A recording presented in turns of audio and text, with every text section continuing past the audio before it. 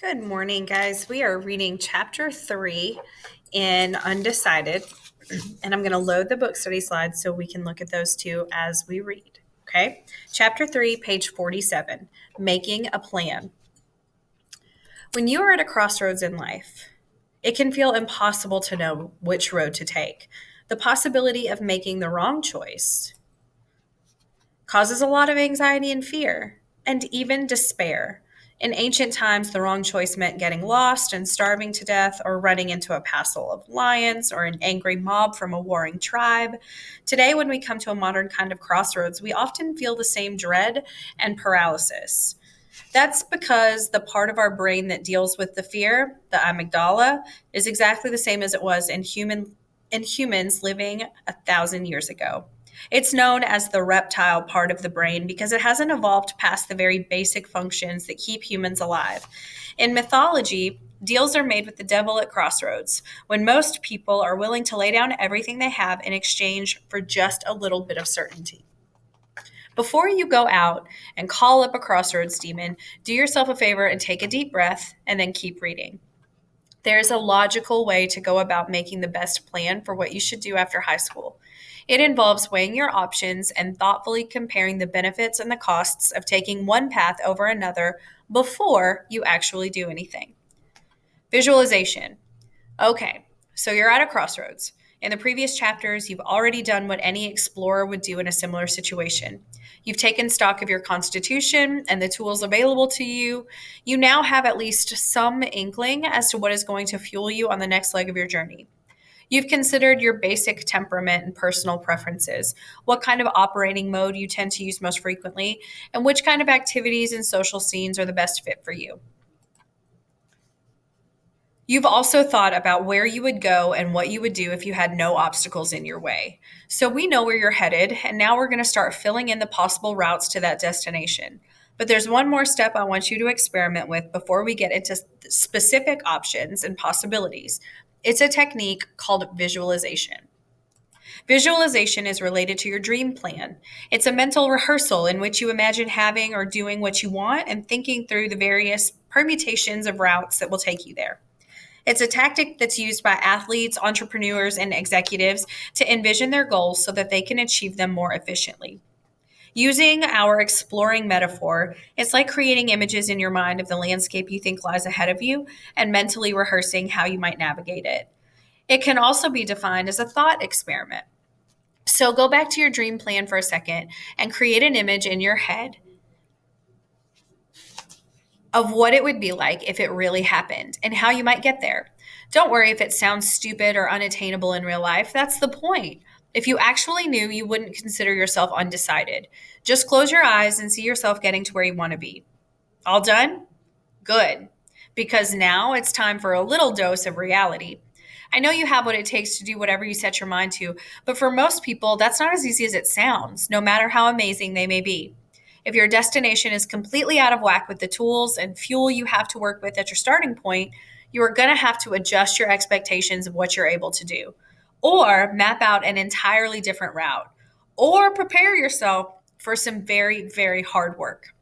Let's be honest, no matter how much someone might get attached to the idea of summiting Mount Everest, it's not going to happen unless they have the constitution, the right supplies, a plan, and some help along the way. Otherwise, things are going to end badly. On Mount Everest, badly means freezing to death. Here, closer to sea level, it's usually a bit less dramatic, but still something you want to avoid. I know it's a downer, but here's what it's going to take to get real. As you read through the different possibilities sketched out in this book, you can use this worksheet to sketch out real-life pros and cons of the various scenarios that appeal to you. In each section, I will try to outline the general costs and benefits of an option that should be weighed as part of your decision, but I can't know your personal details. There may be specific reasons why one scenario works better for you than another, so it's best if you keep your own lists. This will serve two purposes. It will help you to analyze what is really important to you, and it will keep you more flexible when it comes to making your final decision. In other words, it'll help you figure out what is non-negotiable for you and what you're willing to give up. In fact, it doesn't hurt to try this pros cons worksheet right now. If you have even the slightest leaning toward a certain direction, it might be worthwhile to look at the facts on paper. Take stock of your current outlook. All you need to do is use this worksheet or take out a blank piece of paper and create your own worksheet modeled after this one, or answer it on the slide that you see on your screen. At the top, write out the plan of action that you're leaning toward or most concerned about, aka your scenario. And then make 2 columns. At the top of one, write pros. At the top of the other, write cons. Then, as quickly as you can, list out those benefits and drawbacks. Whether you're wondering which school to go to or whether you want to go to school at all, there's no better way to examine your feelings about the various options that lie before you. So let's say you're thinking about college. Pros could be that you'll get a higher education, get out of the house, meet new friends, and earn some respect from your peers. Cons could be that you have to split up with your girlfriend or boyfriend, take out a loan, or work with a teacher after school to help raise your grades. Remember to fill out a pros con worksheet for every possible scenario to refer back to. It'll be really helpful in the reality check department. You should be able to see right away if the pros outweigh the cons or vice versa, just by seeing how long the list is on each side. This is your starting point. You can't do it alone. At this stage of the game, the most promising course of action is probably going to require some outside help. If that's true for you, it's important to take a moment to note the people you'd need to bring on board as advisors, mentors, or aides. The most obvious ones already surround you: your parents, teachers, and coaches, and the parents of friends. In some cases, however, you may want professional help from people who have intimate knowledge of the industry or field you're curious about. Independent college counselors, for instance, or military recruiters, or even local business leaders. I'll list good databases to search. For other situations, I'll recommend asking your school guidance counselor. Once you've read through the rest of this book and used your pro-cons worksheet to take into consideration your new expanded sense of self-knowledge, you should be able to settle on one course of action over the other. This will be your preferred roadmap, or Plan A. Use it to present your thinking to your parents and teachers and anyone else invested in your future to get their buy-in. You should keep a Plan B in your pocket and maybe even a Plan C just in case Plan A is a non-starter. If you don't get buy-in, it's another reality check, and one to list as a major con. There are very few people in the world, if any, who can make lightning in a bottle all by themselves. Executing your plan. A plan without action is like a car without wheels. It fails to do the very thing it was designed to do. And even worse, it's a waste. In the case of a car, it's a waste of space. In the case of a plan, it's a waste of time. Now that you have a rough idea what you want to do, start to think practically about how to make this plan a reality. Because planning for big life events and goals is complex and time-consuming, it can be helpful to take a step back and consider what the execution of a plan means. Whether you're just getting started or want to do a kind of status check, the following steps represent a fair picture of what a plan in action requires from you in real terms.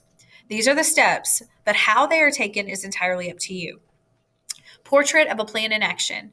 1. You commit to the plan after weighing the pros and cons. 2. You obtain all the necessary information, whether via download, a library, a bookstore, or an agency or organization, as the case may be. 3.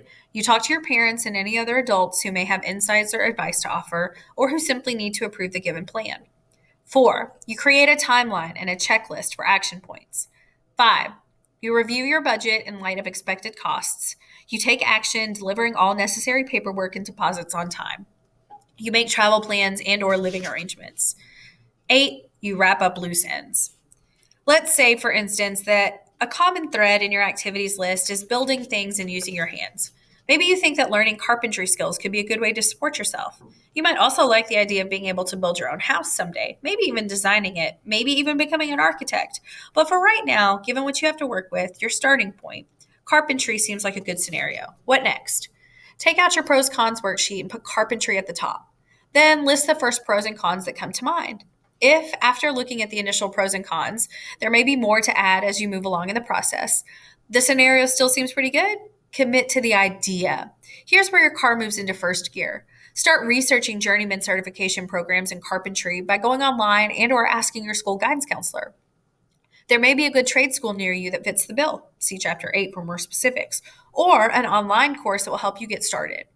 Once you have specific information, print it out and talk over the options with your parents. The information should be as detailed as you can make it.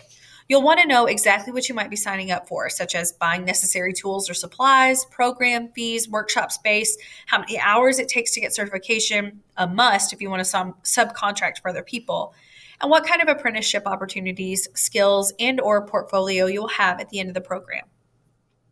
If your parents' advisors accept your plan, discuss your needs and specific schedule. Then you will have to grapple with how to pay for it. We'll talk at length about budget in the next chapter, which will help you estimate how doable your plan is financially. Once you have an idea of how much you can afford, it's time to fill out the application and make your deposit. In the time remaining before the program starts, you'll need to assemble the necessary gear, get the appropriate materials and space to work with, and clear your schedule of other obligations so you can focus on building your new skill. If your budget is dependent upon you getting a part-time job to pay for your program, you should take this time to get that going. What if you change your mind? Changing your mind is your prerogative and should only be an issue if you have enlisted in the military or have laid down some fat stacks in a deposit that you can't get back. Be careful of this, especially with online courses. If you aren't sure about a given program, you might be able to try it out first by taking a summer course or night class. If you can't transfer or drop the plan without big penalties, or in the case of the military, possible prosecution, you need to dig deep and persevere. There's a reason you thought this plan might be good, so go back to that. Hold that in your mind and work hard to get what you can out of the program. And recognize that sometimes we don't know what skills will come in useful later on. But if something is really not right and you know it in your bones, no amount of money, time, or perseverance is going to make it right. In this case, you'll have to figure out a way to exit gracefully. Often, this will require you presenting an alternative plan, and it should be really tight. You will have eaten up some of your credibility with your folks, but you should be able to earn it back if you have clear reasons why Plan A is not working out and why Plan B has the potential to last. And it goes without saying, but I'll say it anyway, that you should not stick to a plan if you are being mentally, physically, or financially abused or discriminated against by the people in control. Keeping it real. Any plan you make, tentative or actual, should address the following basic questions. What? College, service, work, travel, independent study, time off, or a hybrid of those. Where? Local, national, international, or hybrid. Who?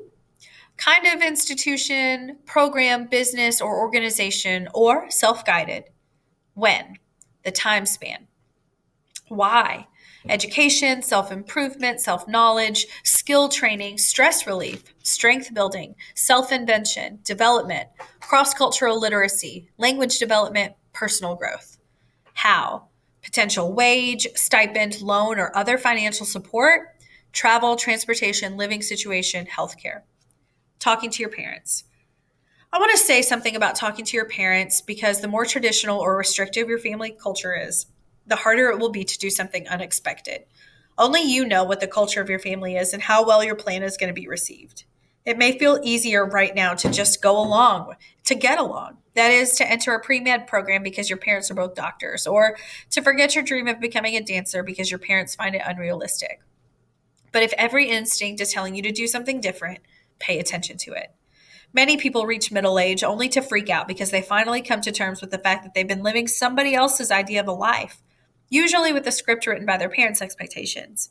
That's why you'll find so many 40 and 50-somethings getting divorced, learning how to skydive, quitting their jobs, and generally doing what they should have done back when they were your age. I'd like to short circuit the freak out for you and have you do what you really want to do now when you have fewer responsibilities, more time, and more energy. If it feels hard to talk to your parents now, think about how it might feel someday to talk to your spouse and or your kids or your employer and announce that you're leaving your life behind to go and find yourself. If you've sketched out a plan and begun to narrow in on specifics, you've already made it a lot harder for your parents or anyone else to doubt you. They may have legitimate concerns at this point, and if they do, you should absolutely give them a chance to air those grievances, in which case, pay attention.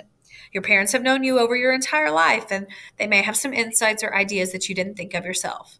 Moreover, it will be much easier for you emotionally and far easier financially if they can assist you a little by funding your plan outright or by helping you get aid or other kinds of financing like a bank loan. If your parents are still dead set against your plan for whatever reasons, enlist the help of another relative or a teacher or a counselor to mediate your conversations. Go over the pros and cons step by step so your parents can understand your thinking. Try to be understanding of their point of view and life experience. If you don't mind compromising, see where along the way you could do this without sacrificing your dream. If all else fails, and if the walls of resistance fail to crumble before your dream, work around those barriers. Respectfully agree to disagree and go after alternative forms of support. Appeal to your guidance counselor at school. Find scholarship opportunities. See page 71 to get started. Reach out to a teacher or another adult you can trust and ask for advice. At age 18, you will be legally considered an adult and can make your own way. In the end, if you're happy and can support yourself, your parents will come around. So your slides that you're looking at, you are making a plan and answering those questions. What is your plan? Where is it? Who is involved? How long is it going to take you? Why do you want it? And how can you get there? You're also going to think about who in your life you can ask for advice about your future plans. Who can help you? Who do you maybe need to talk to about it? Then finally, summarize the points of chapters 1 through 3. What do you think these first 3 chapters are hoping to guide you to or help you to understand?